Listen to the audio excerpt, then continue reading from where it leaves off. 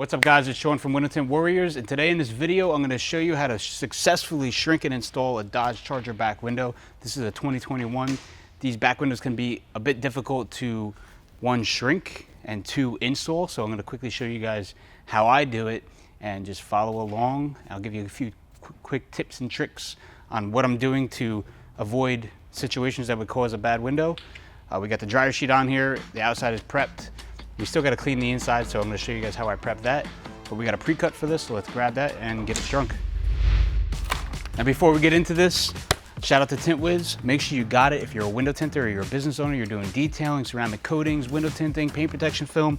Make sure you have Tint Wiz because you're going to run your business organized. You're going to be able to see your profits as they come in, keep track of your customers, keep contact with them, and run a successful business. Now back to it. All right, we have the pre-cut material laid out. I'm gonna run my H pattern, just like always, right down the center, up the sides, split the fingers nice and even. I mounted a little bit higher. It is the center of the window, but the top of the window ends about right here. So it is slightly considered to be up on the window, but it is the center of the window. So we do have bigger fingers on the bottom and smaller fingers on the top. And the top is slightly harder to shrink in the sense of you want less tension on the top edge because of the dot matrix that's on the top edge, making it hard for the film to stick to it in the first place. More tension on the bottom, slightly less tension on the top, but fairly even. Doesn't matter where you start shrinking. I always start shrinking on the bottom, but sometimes I start shrinking on the top. So it doesn't matter. Just like any other back window or a front windshield. Just move nice and slow. With this H pattern, if I notice if it's getting a little bit of tension here, I'll lift the material up and I'll start shrinking like so. Just getting that side shrunk and mounted down with my black soft hard card. It's a soft hard card.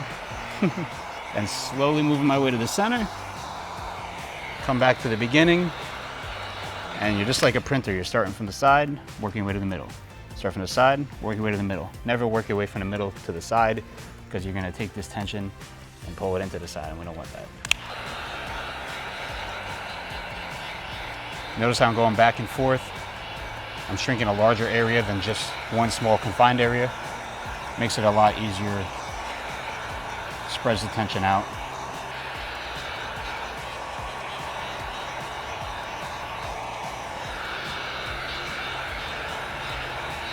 So I'm not trying to go super fast, so anyone that wants to comment and say that I'm moving slow and I'm not a professional and this is amateur, like yes, it is amateur, it's for people trying to learn. So if you're a pro and you're trying to learn something, good for you for watching this video. But if you're a pro and you're gonna bash talk me in the comments, I mean, good for you. So this side is done. I'll go ahead and do this side of the top edge, and then we'll go on the other side and do the same exact thing. So same thing with this. The corner's not mounted. We hit our H pattern, but I noticed a lot of tension with the H pattern laid down. So like I said before, we lifted up that H pattern. And we're gonna kind of shrink, but still pay attention to if the fingers are going sideways to force them straight up, but we're just not mounting the side down. And again, we're working our way to the center.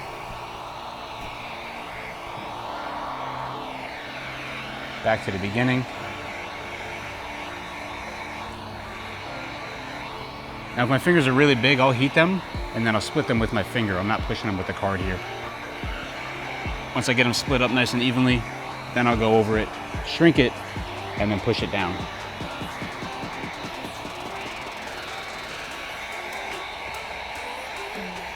And when you have a pre-cut and you have the liner exposed and you weeded that excess material around the edge, you can see it's clear right here. You want to be careful not to overheat that area because you'll burn that before you burn the actual tint, and then it'll cause the tint to peel off of the window, making you think that you ruined the film. And then you will actually ruin the film because you'll push over it and crease the material.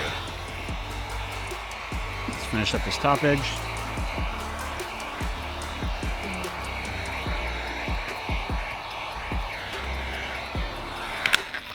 And then hit the other side.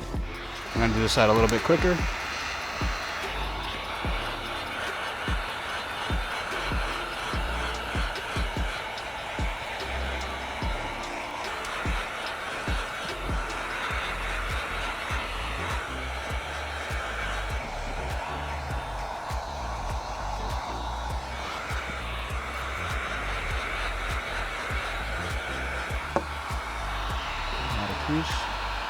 If you ever get a mark like this, and you run your finger over it, it feels like a little air pocket. Just lift the film up, remount down on the sides, and what you're gonna wanna do is heat that area a little bit, push it down, and it's gone. So if you keep running over it when it's a trapped air pocket like that, you're actually gonna cause a crease before it even is a crease. So just lift the film up, lay it back down, heat it up a little bit, it'll form it back flat, and you'll be good to go. A little bit of tension here.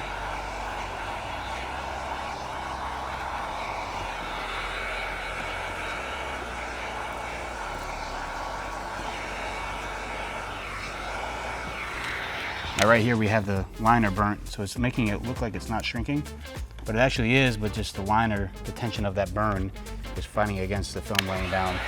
So we'll point the heat gun from the top down so that we don't burn the liner anymore. Just shrink that up as much as possible.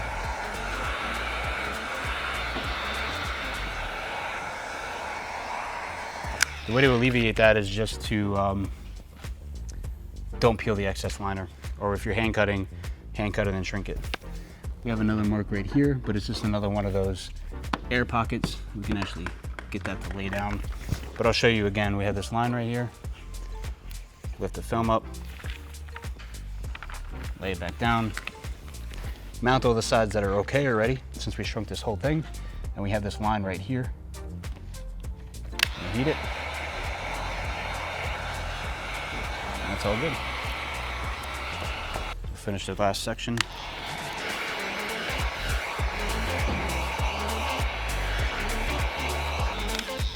All right, the whole window is shrunk. So now I'm going to show you guys a tip to what I do to make sure that the film is shrunk exactly to the size of the window with no complications of peanuts popping up on the defroster lines. Aside from the prep that we do on the defroster lines, this is another step that we do to alleviate peanuts from popping up inside of the window after installing it. So what I'm going to do is I'm going to spray soapy water on the glass, between the film and the glass, and then I'm going to squeegee the whole piece of film back down. Soap it up really good.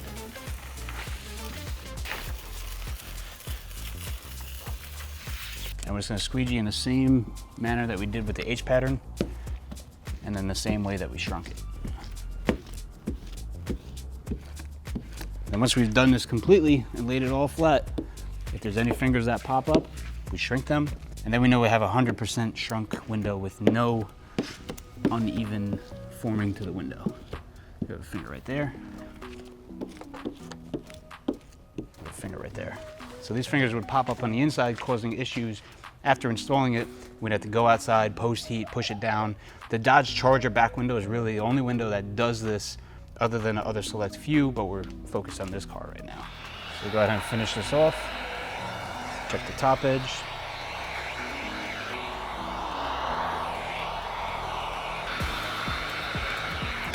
All right, now by doing that, we eliminated a lot of stress for when we're installing it. And like I said before, nothing else should really pop up on this back window as long as we prep the inside properly. All right, now that we have the film formed, I'm gonna actually Frankenstein this, so I'm gonna pull it right from off of the back window. I'm not gonna reverse roll it. So I'm gonna leave it on there for now. We'll go inside and do the prep process. I'm gonna be using a scrubber, the Tri-Edge shortcut, a bulldozer, and for the prep, I'm gonna be using a 000 steel wool to scrub the crap out of all the defroster lines, as well as the dot matrix that's on the top sides. So top and side, let's do a light mist of soapy water on this whole window.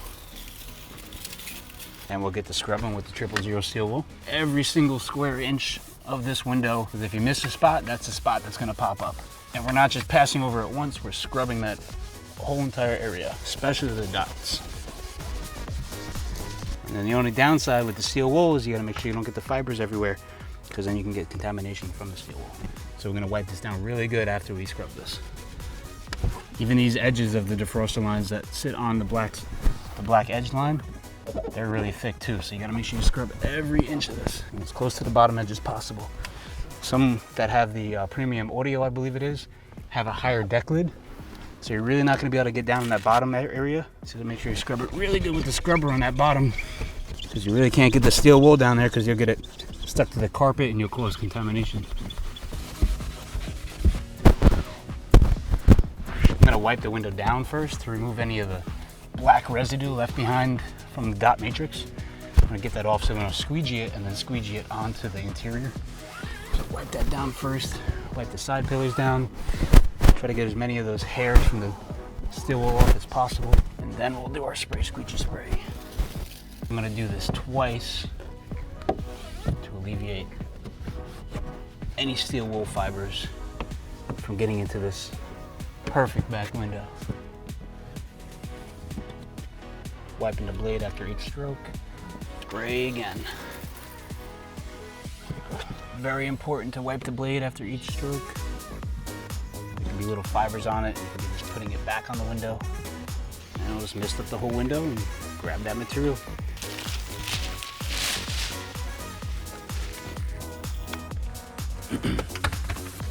Frankenstein time.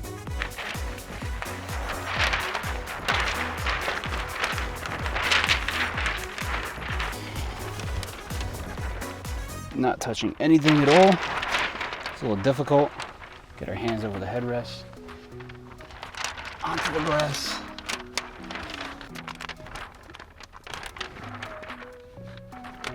And the main key here, a little tip with this, don't put the top on until you have the bottom down, because the tint will stick to the dot matrix very quickly and you'll be stuck trying to move it around and it'll be stuck to the glass.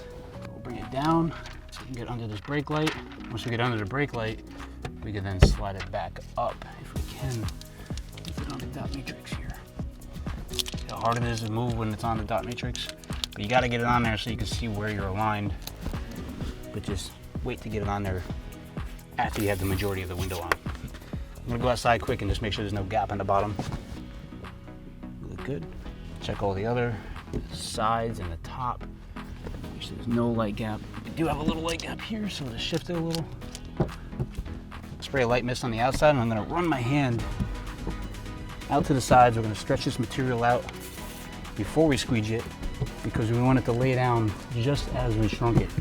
If we lay it down any other way, you have the potential for peanuts popping up or fingers popping up, and that's what we're trying to get against here. Nice and smooth. Start from where we H-mounted, so about right here. We'll work from the center out all the way to the bottom as far as we can reach. Push straight up, and then the same thing on this side. Finish the top edge. We shrunk it straight up, so we're gonna push it straight up.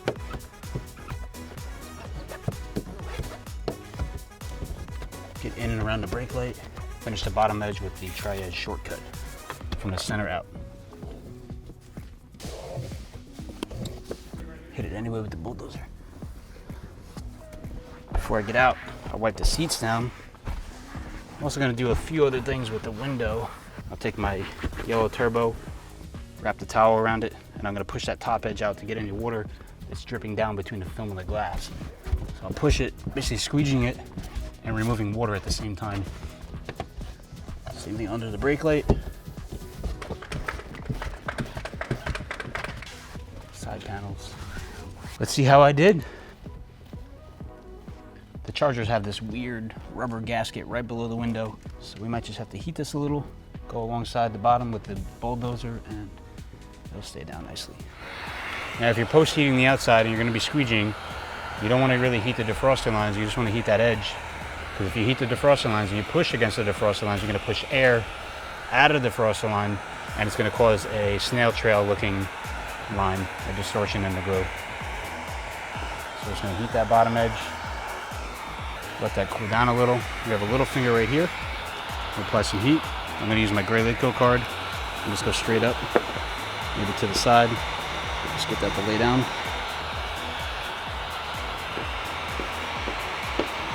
Good. Less is more with this. You don't want to play with it too much. Just gonna push the sides down just to seal them up. Look for any contamination. Yellow tail fin.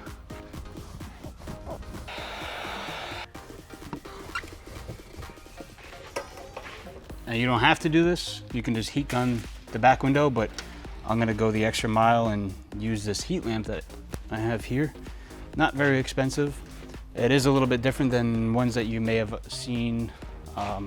These are the normal heat lamps, but this one I find very easy to use because you can reach a lot further and you can move it up and down. Twist this, you can do a bunch of things with it. It's not really expensive either. I'll put the link down in the bio. Amazon is where I got this. And what I'm gonna do is I'm gonna let this heat lamp just sit as if it were sitting out in the sun. Allow any fingers that are gonna pop up to pop up. That way I can alleviate those before the customer comes and picks the car up. And you have no problems to deal with. But aside from doing this, you can just use a heat gun and heat the whole outside of the back window. Or if it's hot out, put the car outside, let it sit there for like an hour, and just go do a few touch-ups, and then you can call the customer and tell them that their car is ready. All right guys, now that is how you successfully tint a 2021 or previous Dodge Charger back window without any peanutting. And if you do have peanutting, you'll solve it with the infrared lamp or sitting in the sun and doing a little bit of working out. I'll see you guys in the next video.